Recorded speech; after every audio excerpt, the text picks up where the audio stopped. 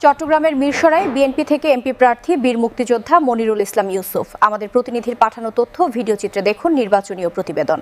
চট্টগ্রাম ১ মিরসরাই আসনে আগামী জাতীয় সংসদ নির্বাচনে বিএনপি থেকে মনোনয়ন প্রত্যাশী বাংলাদেশ জাতীয়তাবাদী মুক্তিযোদ্ধা দলের সহসভাপতি ও বাংলাদেশ রেড ক্রিসেন্ট সোসাইটির চট্টগ্রাম জেলা কমিটির ভাইস প্রেসিডেন্ট, মিরসরাইয়ের মাটি ও মানুষের প্রিয় নেতা, গরিব দুঃখীর আস্থাভাজন বীর মুক্তিযোদ্ধা লায়ন মোহাম্মদ মনিরুল ইসলাম ইউসুফ বিডি নিউজ 10 বাংলাকে বলেন, দল আমার সাংগঠনিক কাজের মূল্যায়ন করে মনোনয়ন দিলে আশা করি নির্বাচনে জয়লাভের মধ্য দিয়ে জনগণের আশা আকাঙ্ক্ষার প্রতিফলন ঘটাতে পারব এবং মিরসরাইকে আগামী স্বর্ণধার হিসেবে গড়ে তোলার মানসিকতায় মিরসরাইবাসীর আগামীর স্বপ্ন বাস্তবায়নে আমি মনিরুল ইসলাম কাজ করে যাব। এছাড়া তিনি ইতিপূর্বেও ২০১৮ সালেও জাতীয় সংসদ নির্বাচনে মনিরুল ইসলাম ইউসুফ দল থেকে মনোনয়ন নিয়েছিলেন।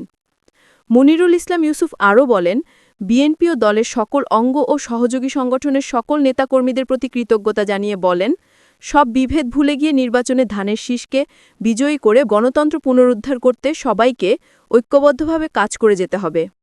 বিএনপি থেকে মনোনয়ন প্রত্যাশী সংসদ সদস্য পদপ্রার্থী মনিরুল ইসলাম ইউসুফ তিনি বড়তাকিয়া গ্রুপের চেয়ারম্যান পদেও দায়িত্ব পালন করে যাচ্ছেন।